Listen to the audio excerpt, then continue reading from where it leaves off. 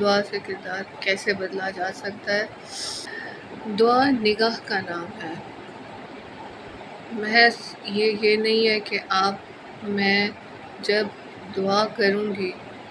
تو اس کا کام محض ہم جیسے ڈیلی روٹین میں کہتے ہیں اللہ اللہ اللہ کہہ دینا ہوتا ہے۔ جب ہم اپنے اللہ کے حضور حاضر ہوتے ہیں تو ہم اسے کہتے ہیں خدا میں تیری طرف آ گیا ہوں یا میں تیری طرف آ گئی ہوں، اور پھر اسے بہت پیار سے پکار کے کہتے ہیں اللہ دیکھ میری طرف، اللہ میں تو آ گئی ہوں، اب تو مجھے دیکھ۔ اور جب تیسری دفعہ اللہ کہتے ہیں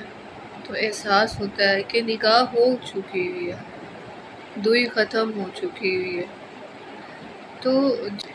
تو جب یہ والی چیز ہوتی ہے کہ دوئی ختم ہو جائے تو کہتے ہیں نا کہ جب دودھ جو ہوتا ہے نا وہ جب کسی برتن میں ڈالا جاتا ہے تو اس کو پہلے اچھے طریقے سے صاف کیا جاتا ہے، اور اس کو صاف کر کے پھر دودھ ڈالا جاتا ہے، دودھ ورنہ خراب ہو جاتا ہے۔ اسی طرح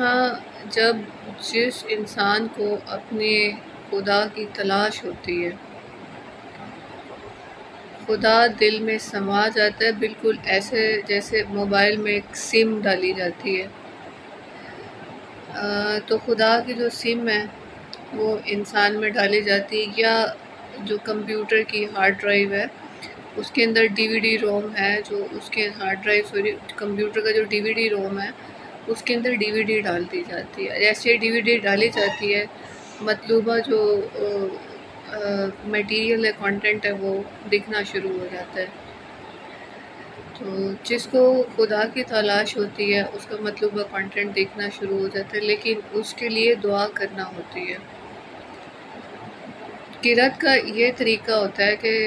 ایک طریقہ تو یہ ہے کہ آپ قرآن پاک پڑھنا شروع کر دیں۔ قرآن پاک آپ پڑھتے پڑھتے بعض اوقات ایسے ہوگا کہ آپ اٹینڈنٹ ہیں، کسی کے آگے اٹینڈ ہیں، تک قرآن پاک پڑھتے پڑھتے آپ کو محسوس نہیں ہوتا کہ آپ حاضر ہیں کسی کے آگے، تب آپ قرآن پاک نہیں پڑھ رہے ہوتے، کیونکہ قرآن پاک مکمل واردات کا نام ہے۔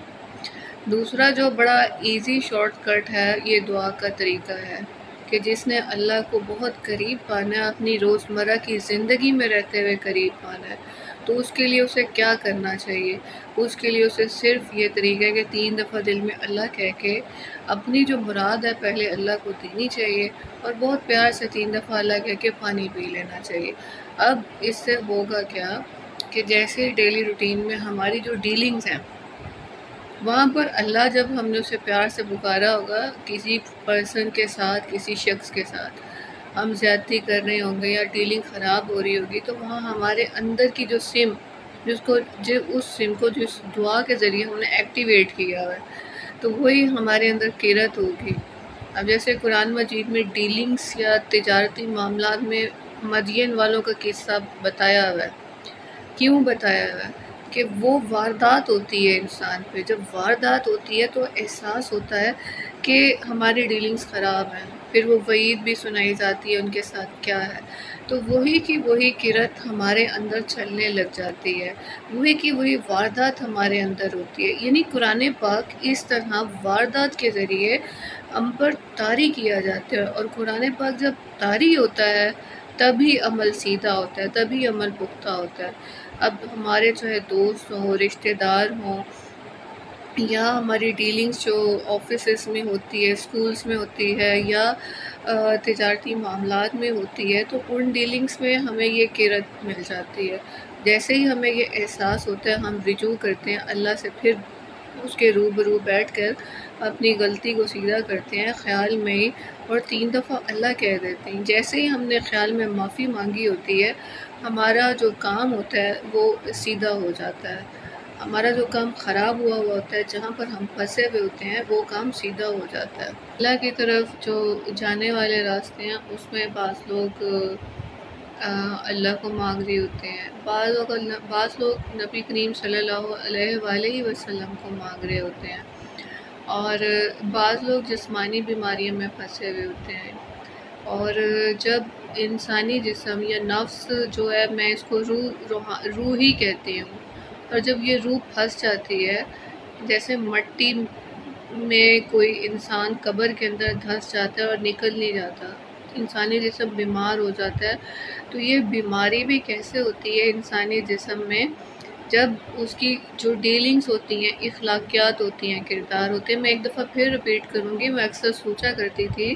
कि अल्लाह ने पेनल्टीज़, ताज़ीरात इंट्रोड्यूस करवाई हैं कुरान पाक में, लेकिन इखलाकियात की ताज़ीरात इंट्रोड्यूस नहीं करवाई।